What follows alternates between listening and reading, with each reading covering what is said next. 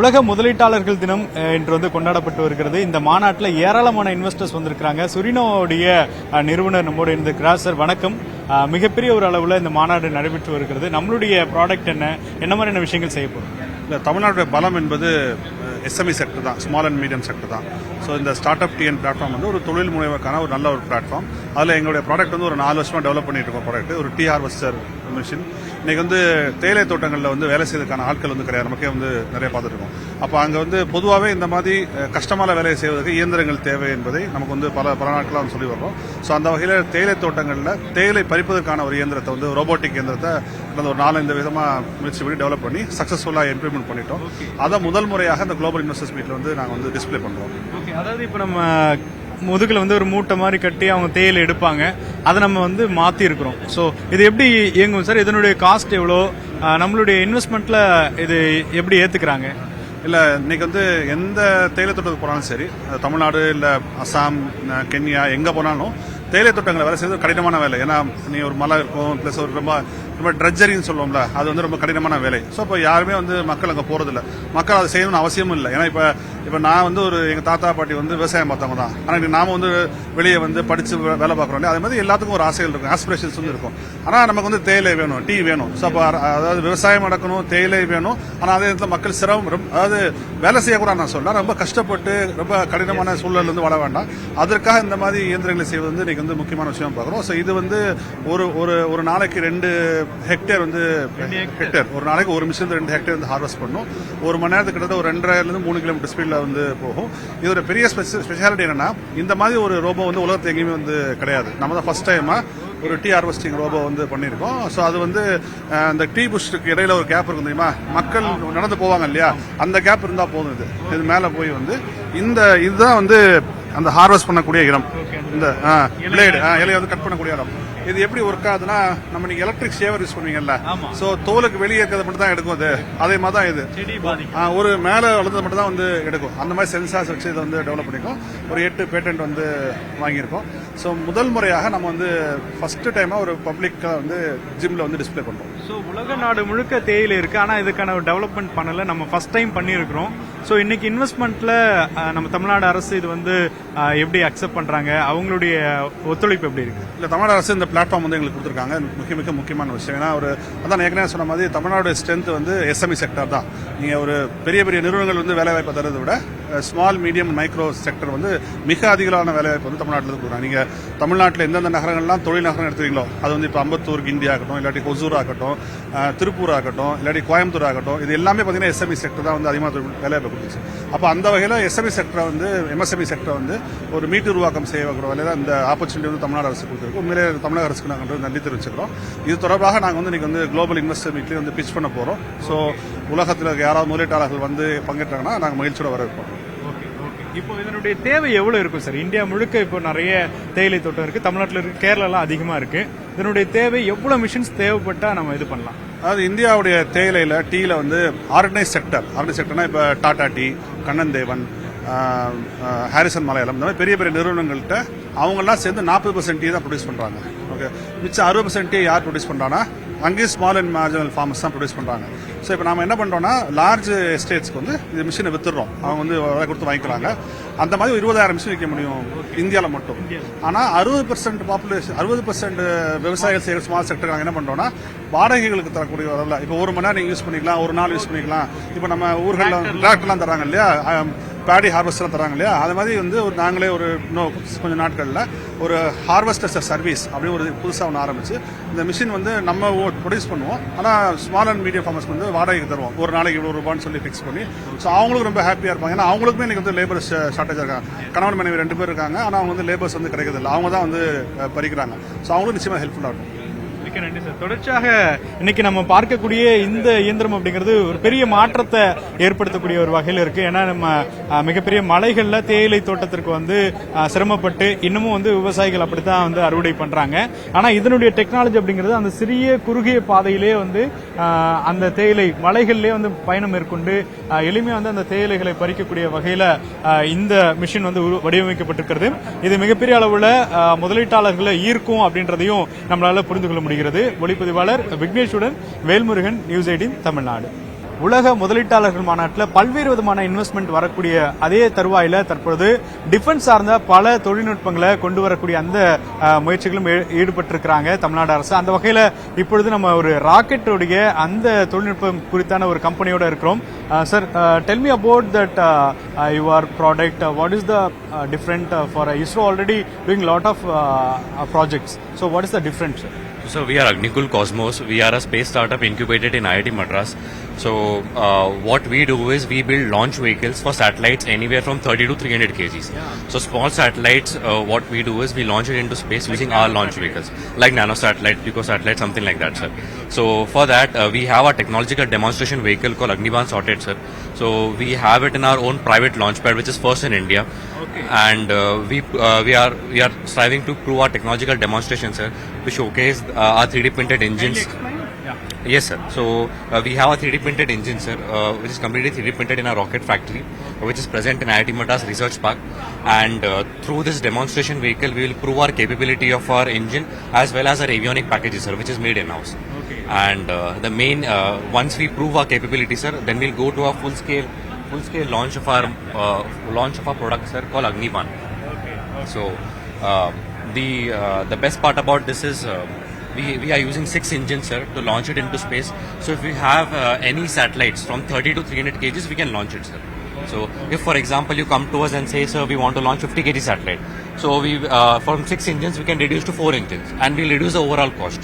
So it will be cost effective, and we can launch it in within a month or so from the date of this. So ISRO nowadays going to take a reusable rocket they were making, they were trying. So any possible for this is remaking? Yeah. So we don't look into reusability, sir, but what we look into is making cost-effective rockets. Yeah. Actually, what is the cost? Cost, we don't have much idea on that part, sir. But how we do is, for example, sir, if you want to launch, suppose 500 kg satellite into space, the ISRO will have one single rocket, and you may have to pay for the whole cost of it. We, on the other hand, will reduce the number of engines, so such that the number of cost is reduced, sir. So if you want to launch for 30 kg satellite, you can launch it. But in future, it's very Yes, sir. In future, once we have successful launches, the overall cost will reduce significantly, sir. அதாவது தொடர்ச்சியாக இஸ்ரோனுடைய பல முயற்சிகளை தற்போது SSLV இப்போ வந்து நம்ம use பண்ணிட்டு இருக்கோம். அதே மாதிரியான ஒரு பேட்டர்ன்ல கிட்டத்தட்ட இது வந்து 30 to 300 கிலோ எடை கொண்டிருக்கக்கூடிய அந்த சேட்டலைட்டை நம்ம வந்து விண்ணில் நிலைநிறுத்துவதற்கு பயன்படக்கூடிய வகையில இந்த நிறுவனங்கள் வந்து உருவாக்கி இருக்காங்க. இன்னைக்கு இன்வெஸ்டர்ஸ் மீட்டிங்ல பல டிஃபென்ஸ் சார்ந்த பல நிறுவனங்கள் இங்க வந்து பார்வையிட வாய்ப்பு இருக்கிறது. அப்படி தொழில்நுட்பம் சார்ந்த டிஃபென்ஸ் சார்ந்த பல நிறுவனங்களும் தமிழ்நாட்டில் முதலீடு செய்ய வாய்ப்பு இருக்கக்கூடிய சூழலை நேரடியாக களத்தில் பார்த்துக் கொண்டிருக்கிறோம். ஒளிப்பதிவாளர் விக்னேஷுடன் வேல்முருகன், நியூஸ் 18 தமிழ்நாடு. பல்வேறு உலக நாடுகள் தற்போது நம்மளுடைய உலக முதலீட்டாளர்கள் மாநாட்டில் பங்கேற்றிருக்கிறாங்க. அந்த வகையில ஜப்பானுடைய குறிப்பாக கொமாட்சு பியூஜி நம்மளுடைய எம்டி நம்மளோட இருக்கிறார். Sir, tell me about that global investor meeting in today conducting Tamil Nadu. How interested? Yeah, actually, this is our first attendance, and as Komatsu India. And the reason I decided to this event is we have a very long history with Tamil Nadu state. We established our excavator plant in 2007. That time also the Mr. Starling was our chief guest. And this year, last year, 2023, Mr. Starling visited our Osaka plant in Japan. Oh, see him operating that.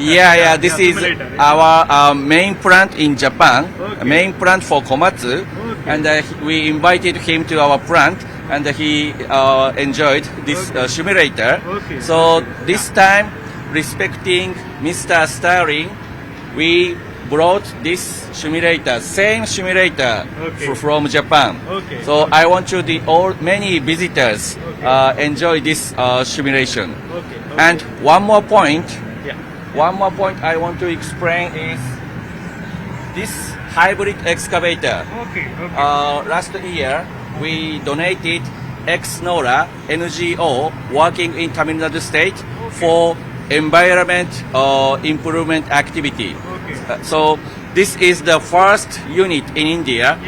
The hybrid machine for construction excavator. The first unit. So we really appreciate to showing this machine, display this machine in this great event. You can find it in front of the main entrance. So please check it later. Okay, நம்மளுடைய இந்த நிறுவனங்கள் வந்து கிட்டத்தட்ட 2007 இருந்தே தமிழ்நாடோட தொடர்பு இருக்கிறது. குறிப்பா இங்க என்ன மாதிரியான மிஷின் வந்து இன்ட்ரோடியூஸ் பண்றதுக்கு இங்க வச்சிருக்காங்க அப்படின்றத லைவா பார்க்கலாம். Sir kindly can I sit? Okay, thank you sir. Okay, அதாவது தமிழ்நாடு முதலமைச்சர் ஜப்பான் போயிருக்காரு. அங்க போயிட்டு இந்த நிறுவனத்தை வந்து நேரடியாக பார்த்து அங்க இருக்கக்கூடிய எந்த மிஷின்ஸ் வந்து எப்படி இதை ஆப்ரேட் பண்றது அப்படிங்கறது எல்லாமே வந்து பயன்படுத்தி இருக்காங்க. குறிப்பா இது வந்து நேரடியா நம்ம வந்து இப்போ நம்ம ஜேசிபி இந்த மாதிரியான நிறைய இந்த மாதிரியான பொக்லைன் மிஷின்லாம் நம்ம யூஸ் பண்ணுவோம். ஸோ அதை வந்து எப்படி யூஸ் பண்றது அப்படிங்கறது நம்ம இப்போ பார்க்கலாம். This is 360 degree. Ya, okay okay. Yeah, 360 degree. Ya, This is hydraulic excavator. Okay. So this machine can do for all construction work. Yes, if I go front it's down automatically. Yeah. Okay. So because all shaking. uneven space. You அதாவது see the vibration. Yes இப்போ நான் ஒரு பள்ளத்துல போறேன் அப்படின்னா கூட அதை வந்து நான் நல்லா ஃபீல் பண்ண முடியுது. இது வந்து இந்த ட்ரைனிங் எடுத்துக்கிறவங்களுக்கு பெரிய ஒரு பயிற்சியை வந்து கொடுக்கும். ஏன்னா இப்போ லைவா நம்ம ஃபீல் பண்றோம் அந்த மாதிரியான ஒரு எக்யூப்மெண்ட். சிஎம் வந்து ஜப்பான் போகும்போது இந்த நிறுவனத்தை வந்து பார்த்துட்டு அங்க இது வந்து நமக்கு தமிழ்நாட்டுக்கு கொண்டு வரணும் அப்படிங்கிற ஒரு இப்போ சமீபத்தில் போகும்போது முதலமைச்சராக இருந்து போகும்பொழுது சிங்கப்பூர் போனாங்க, ஜப்பான் போனாங்க, இந்த மாதிரியான நிறுவனங்களை சந்திச்சாங்க. அவங்க எல்லாமே வந்திருக்கிறாங்க அப்படின்றத இதுல ரொம்ப ஸ்பெஷலான விஷயம். ஸோ இந்த எக்யூப்மெண்ட்டை பொறுத்தளவுக்கு மிகப்பெரிய ஒரு தேவையா இருக்கு. Sir, actually this simulator very interesting in training. New people easily trained. Tell me about in Japan how to use this. Actually, you can find here, this is the operator training.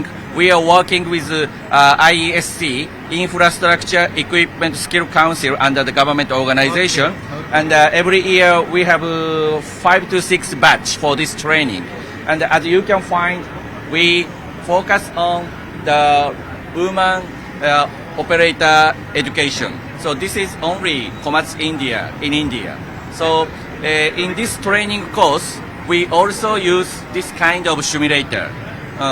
So that's why we bring this high-end simulator to India. Okay. Anyway, train the future operator means Komatsu and this certificated operator can contribute in India infrastructure development. So a lot of women there. Yeah, that's right. Only Komatsu India focus on the woman operator training. Okay. Yeah. So what is the cost? What is the cost actually? Cost? Yeah. Yes. So I'm not sure. This is from Japan, so no idea. No idea. Yeah, Okay, yeah. okay. But we use the much more simple version in this training. Okay. Yeah, this is the desktop version. So இந்த மாதிரியான JCB Poclain மாதிரியான இயந்திரத்தை பெண்கள் பயன்படுத்தலாம் அப்படின்றதுக்கு இந்த மாதிரியான ஒரு ட்ரைனிங் எடுத்துக்கும் பொழுது அது ரொம்ப எளிமையா மாறும் அப்படின்றத நம்மளுடைய ஜப்பான் நாட்டினுடைய தொழிலதிபர் தெரிவித்திருக்கிறார். இந்த மாதிரியான இன்வெஸ்ட்மெண்ட் அப்படிங்கிறது தமிழ்நாட்டில் மிக தேவையாக இருக்கும். ஸோ அடுத்தடுத்த பல விஷயங்கள் அப்படிங்கிறது இந்த உலக முதலீட்டாளர்கள் மாநாட்டில் அமைய இருக்கிறது. ஒளிப்பதிவாளர் விக்னேஷுடன் வேல்முருகன், நியூஸ் 18 தமிழ்நாடு. வணக்கம், என் பேர் செந்தூர் பாரி. எக்ஸ்னோரா இன்டர்நேஷனல் ஃபவுண்டேஷனோட பிரசிடென்ட்டாக இருக்கேன். இப்போ தமிழ்நாட்டோட மிகப்பெரிய பிரச்சனை வந்து பார்த்தீங்கன்னா தண்ணீர். ஏன்னா தண்ணீர் தரித்திர நிலை அப்படிங்கிற சூழ்நிலையில தான் நம்ம இருக்கோம். ஒரு பக்கம் மிகப்பெரிய வெள்ளம், தண்ணீர் அப்படியே கடலுக்கு போய் சேருது. ஸோ நீர்நிலைகளை பராமரிக்கணும் அப்படிங்கிற அடிப்படையில் மக்களை இணைச்சு நீர்நிலைகளை புனரமைக்கிற பணியை செய்கிறோம். அந்த அடிப்படையில் இந்த ஜப்பான் சேர்ந்த கொமட்சு நிறுவனம் அவங்களோட சிஎஸ்ஆர் நிதியிலிருந்து இந்த ஆண்டு இந்தியாவிற்கு முதல் முறையாக கொண்டு வந்திருக்கிறாங்க ஒரு ஹைபிரிட் மிஷின். அந்த மிஷினை இப்போ நமக்கு டொனேட் பண்ணுறாங்க. அதாவது நீர்நிலைகளை பராமரிக்கிறதுக்காக இந்த முதல் இயந்திரத்தை இப்போ மிகப்பெரிய பாதிப்பு அடைஞ்ச நெல்லை மாவட்டத்திற்கும் தூத்துக்குடி மாவட்டத்தில், அதாவது தாமிரபரணி ஆறு ஓடுகிற இடங்களில் ஒரு 550க்கு மேற்பட்ட நீர்நிலைகளோட கரைகள் உடைஞ்சிருக்கு. அது மட்டும் இல்லாமல் பொதுவாக கரை உடைஞ்சதுன்னா ஒரு 10 அடி 20 அடி இருக்கும். ஆனால் இந்த முறை பார்த்தீங்கன்னா 100 மீட்டருக்கு கூட அந்த கரைகளை காணும். இப்போ எப்படி மிகப்பெரிய வெள்ளம் இருந்ததோ அடுத்த ஆண்டு அங்கே ஒரு பெரிய வறட்சி இருக்கும். அதற்கு இந்த கொமட்சு நிறுவனமும் எக்ஸ்னோராவும் இணைந்து இந்த ஒரு இயந்திரத்தை அங்கே கொடுத்து அந்த கரைகளை சீரமைக்கிற ஒரு திட்டம். அதுக்காக இந்த இயந்திரம் அங்கே போறதா இருக்கு. இந்த மிஷின் இன்னைக்கு இங்கே டிஸ்பிளேலையும் இருக்கு. செந்தூர் பாரி, எக்ஸ்னோரா இன்டர்நேஷனல் ஃபவுண்டேஷனோட பிரசிடென்டா இருக்கு.